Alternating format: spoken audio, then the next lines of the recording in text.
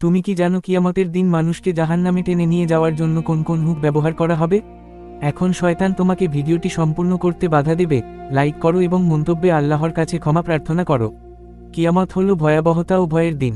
মানুষ সেই দিনের ভয়াবহতা থেকে মুক্তি পাওয়ার সাথে সাথেই আরেকটি ভয়াবহতা তাদের আচ্ছন্ন করে, তাদের হৃদয়কে ভয় ও আতঙ্কে ভরে দেয়। কিয়ামতের সবচেয়ে ভয়াবহ এবং ভয়াবহতার মধ্যে একটি হলো সিরাত পার হওয়া, যা জাহান্নামের উপর নির্মিত একটি সেতু। সেদিন সর্বশক্তিমান আল্লাহ প্রত্যেক জাতিকে তার উপাসনা অনুসরণ করার নির্দেশ দেবেন।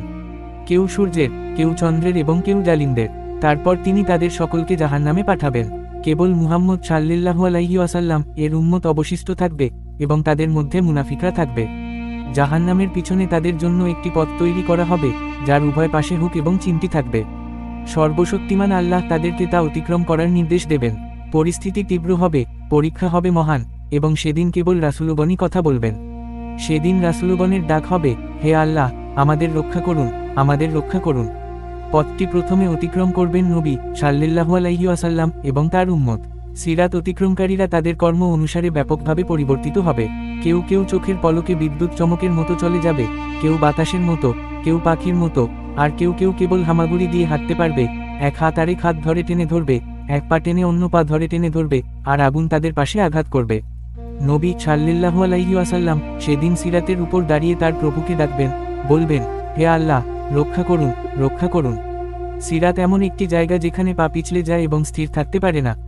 এর কিনারায় হুক এবং হুক ঝুলানো থাকবে, দান গাছের কাটার মতো হুকযুক্ত মাথা থাকবে, কিন্তু কেবল আল্লাহই জানেন যে তারা কতটা মহান।